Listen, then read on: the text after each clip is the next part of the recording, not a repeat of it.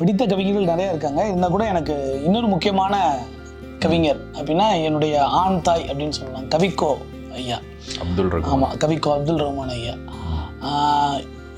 கவிதை எழுத வர்ற எல்லாருக்குமே நான் சொல்லக்கூடிய ஒரு விஷயம் என்ன அப்படின்னா வந்து, கண்டிப்பாக உங்கள் வீட்டில் வந்து கவிக்கோ அப்துல் ரஹ்மானுடைய கவிதைகள் வந்து இருக்கணும். அவருடைய படைப்புகளில் ஒருவன் முழுமையாக படிச்சிட்டாலே அவன் வந்து கவிஞன் ஆயிடலாம் அப்படின்றது என்னுடைய கருத்து. நான் எப்போவுமே சொல்லுவேன், ரொம்ப புதுசாக கவிதை உலகத்துக்குள்ளே வர்றாங்க, பாட்டு எழுதணும்னு ஆசைப்பட்றாங்க அப்படிலாம் என்கிட்ட வந்து நிறைய பேர் கேட்பாங்க, ஏதாவது புத்தகம் கேட்பாங்க. அப்போ நான் சொல்லும்போது கவிக்கோவை முழுமையாக படித்தாலே நீ வந்து ஒரு கவிஞன் ஆயிடலாம் அப்படின்னு நான் சொல்லுவேன். அந்த மாதிரி ஒரு அந்த மாதிரி ஒரு இன்ஸ்பிரேஷன். ஆமாம், அந்த மாதிரி ஒரு படைப்பாளுமை. அவர் ஒரு கட்டுரை எழுதுனா கூட இன்னும் இன்னும் இன்னும் இன்னும் ஆழம் போய் ஒரு கட்டுரையுடைய இவ்வளவு ஆழத்துக்குள்ளே போக முடியுமா அப்படிங்கிற அளவுக்கு அவருடைய உரைநடை இருக்கும். வியந்து பார்க்க வைப்பார். ஆமாம், அவருடைய கவிதைகளும் அப்படிதான் இருக்கும். ஐயாவுடைய அத்தனை புத்தகங்களையுமே நம்ம வந்து படிக்கணும். படித்தோம்னாலே நம்ம வந்து ஒரு படைப்பாளனா ஆயிடலாம், ஒரு சமூக பொறுப்புள்ள மனிதனாகவும் மாறலாம் அப்படின்றது என்னுடைய கருத்து. அந்த வரிசையில் கவிக்கோ கவிதைகள் அப்படின்னு ஒரு முழு தொகுப்பு என்கிட்ட இருக்கு. அந்த தொகுப்புல இருந்து எனக்கு வந்து பிடித்தமான ஒரு கவிதை, நிறைய கவிதைகள் பிடிக்கும், ஆனால் கூட எனக்கு டக்குன்னு ஒரு பிடிச்ச கவிதையை நான் உங்களோட பகிர்ந்துக்க ஆசைப்படுறேன். அந்த கவிதையுடைய தலைப்பு வந்து ஒப்பந்தம்.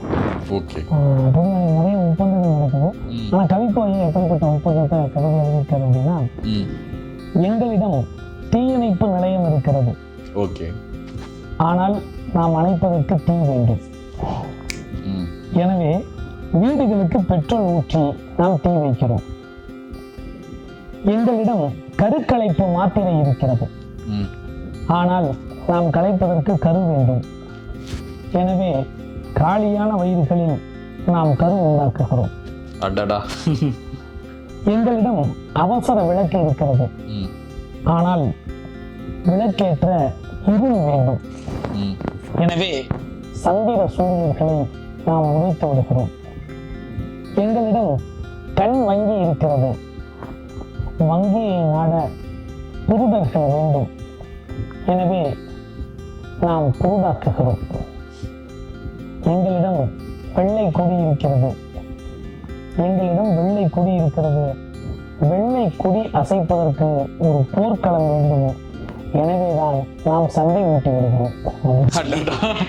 என்னென்ன வித்தியாசமான ஒரு ஒப்பந்தமா இருக்கு. எல்லாத்தையும் சொல்லிட்டு இது இந்த பொருளோட இந்த நயமே பாருங்களேன். நீங்க என்கிட்ட ஒரு தீயணைப்பு நிலையம் இருக்கு, ஆனா மூட்டுறதுக்கு தீ வேணும். எனக்கு தீ இல்லைனாலும் நான் என்ன பண்றேன், வீடுல இருக்கு பெட்ரோல் வச்சிடுறேன். என்கிட்ட கருக்கலைப்பு மாத்திரை இருக்கு, ஆனா அந்த கருப்பு கலைப்பு மாத்திரை கலைக்கிறதுக்கு கரு வேணும். அதனால காலியான வயிறுகள்ல நாங்க கரு உண்டாக்கிறோம். என்கிட்ட விளக்கேற்றுறதுக்கு விளக்கேற்றுறோம், ஆனா விளக்கேற்றுறதுக்கு ஒரு இருட்டு வேணும். அதனால நாங்க என்ன பண்றோம், உலகமே இருட்டாகிறதுக்காக சந்திர சூரியர்களையே உடைச்சி எரிஞ்சிடறோம் அப்படின்னு சொல்லிட்டு அவர் அடுக்கடுக்கா ஒவ்வொரு விஷயமா பதிவு பண்ணிக்கிட்டே வர்றாரு.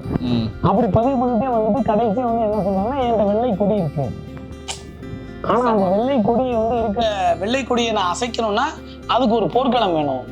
ஆனா இது போர்க்களம் இல்லாம அமைதியான பூங்காவா இருக்கு, அதனால நானே வந்து ஒரு சண்டையை ஊட்டி விடுறேன்.